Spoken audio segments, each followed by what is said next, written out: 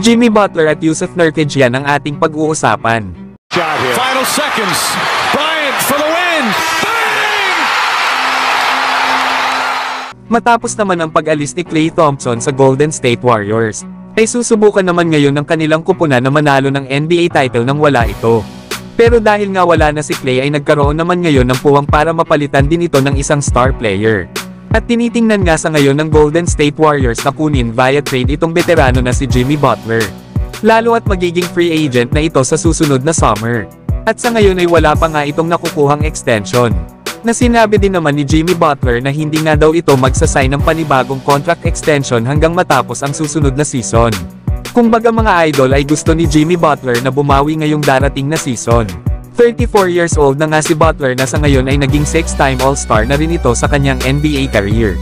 Na kung saan sa kanyang pananatili sa Miami Heat since 2019 ay 2 beses pa lang itong nakarating ng NBA Finals. Pero palagi nga ditong natatalo ang kupunan ni Jimmy Butler. Kaya naman ay nagdududa na tuloy sa ngayon ang front office ng Miami Heat kasama na itong si Pat Riley. Na kung dapat pa ba silang mag-commit ng long-term deal dito kay Jimmy Butler lalo at hindi naman sila nananalo ng isang championship sa pangunguna nito. Kaya ito yung dahilan ni Jimmy Butler kung bakit ayaw niyang tanggapin ang contract extension na ibibigay sa kanya ng Miami Heat kung sakali. Lalo at gusto pa nito na patunayan na kaya niyang manalo ng isang NBA title dito sa Miami Heat. Syempre ay gusto din ni Butler na pataasin pa ang kanyang value bilang isang player next season. Nasa 5 taon nga nito na pananatili sa Miami Heat ay nag-average ito ng 21.6 rebounds at 5 assists per game.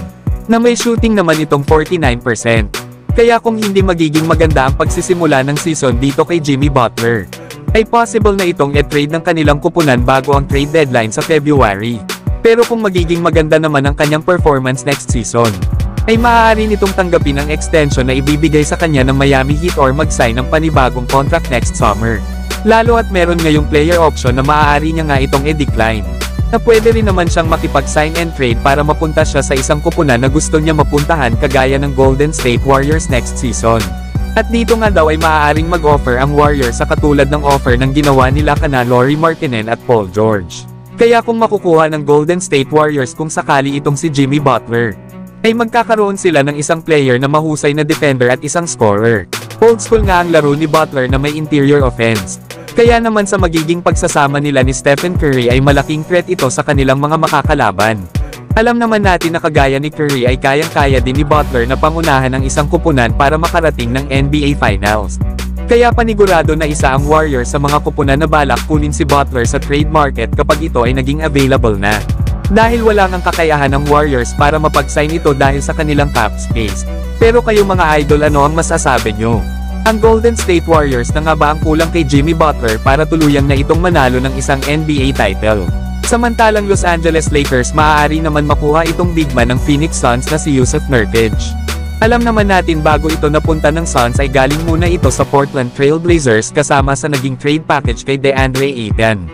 Na last season nga ay maganda ang kanyang naging performance sa Phoenix Suns. Matapos itong mag-average ng 10 points, 11 rebounds at 1 block per game. Hindi nga lang ito katulad sa ibang modern big man na may outside shooting. Pero yung kanyang inside presence especially na sa rebounding at pag-set ng screens ay malaking bagay ito sa kanilang kupunan.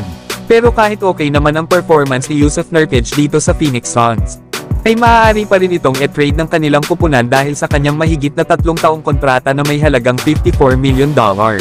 Kaya possible talaga itong i-trade ng Phoenix Suns lalo at ang kanilang mga star player na sila Bradley Beal, Devin Booker at Kevin Durant ay sobra ng laki ng kanilang mga kontrata at nahihirapan nga dito ang kanilang front office na ma-retain ang kanilang Big 3. At nawawalan din sila ng flexibility para makakuha pa ng ibang mga role players. Isa pa ay meron ng history ng leg injury itong si Jusuf Nurkic at nahihirapan din siyang bantayan ng mabibilis na player sa perimeter. Kaya kung hindi magiging maganda ang takbo ng pagsisimula ng season dito sa Phoenix Suns, ay possible na nilang i-trade si Jusuf Nurkic para kumuha ng player na mas better fit kesa sa kanya. At para na rin makapagbawas ng cap space ang kanilang kupunan.